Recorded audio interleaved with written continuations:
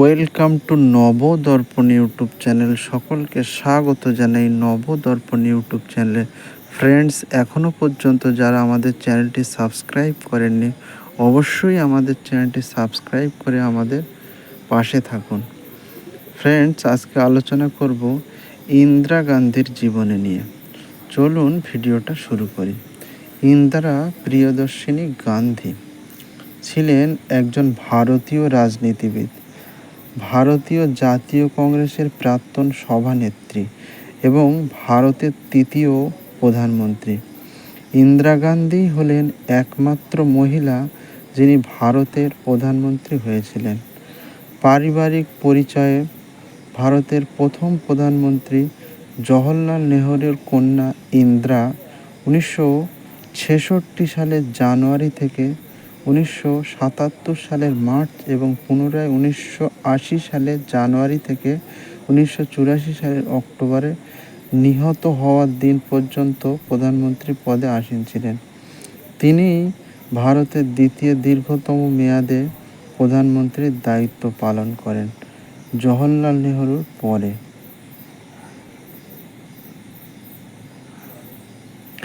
1947 থেকে 1964 সাল পর্যন্ত জওহরলাল নেহরুর প্রধানমন্ত্রীত্বের সময়কালে ইন্দিরা গান্ধীকে তার প্রধান সহকারী মনে করা হতো।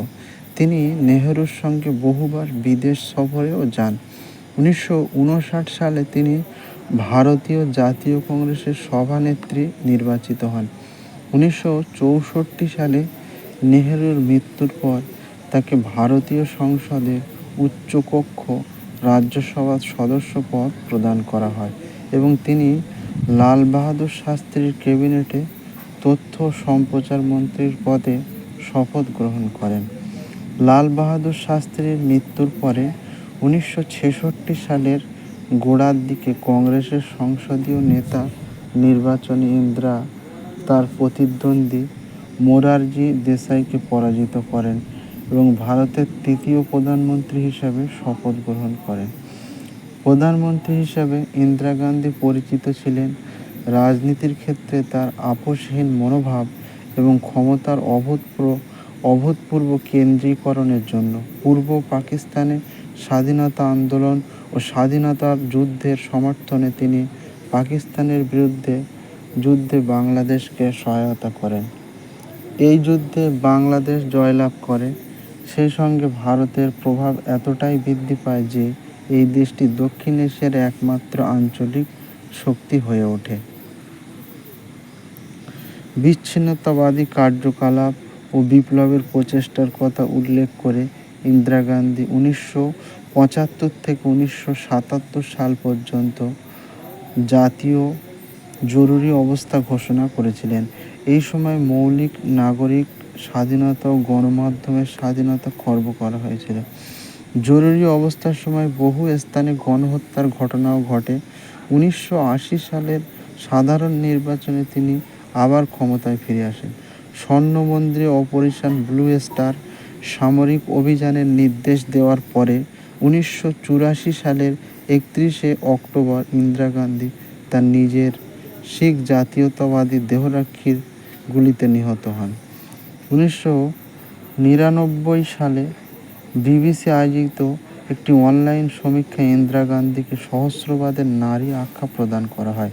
2020 সালে ইন্দিরা গান্ধীকে টাইম পত্রিকা কর্তৃক বিগত শতাব্দীর সংজ্ঞা নির্ধারণকারী 100 শক্তিশালী নারীর তালিকাভুক্ত করা হয়।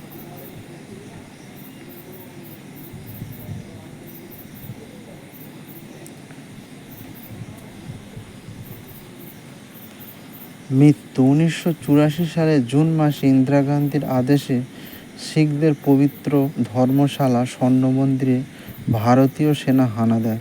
তার খেসারত ইন্দিরা গান্ধী দেন সে বছরই 31 অক্টোবর।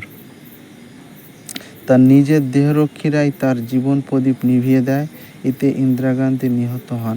তার মৃত্যুর পর তার দেহরক্ষী অর্থাৎ তার খুনিরা নিজে থেকেই আত্মসমর্পণ করে।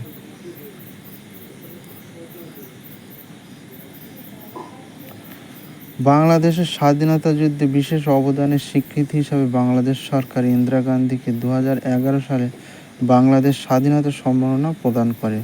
2011 সালে ঢাকায় এক রাষ্ট্রীয় অনুষ্ঠানে প্রয়াত ইন্দিরা গান্ধীর পুত্রবধূ সোনিয়া গান্ধীর হাতে এই পুরস্কার তুলে দেন বাংলাদেশের রাষ্ট্রপতি। সকলে ভালো থাকবেন, সুস্থ থাকবেন, আমাদের পাশেই থাকবেন, আর অবশ্যই চ্যানেলটি সাবস্ক্রাইব করবেন। Thank you for watching.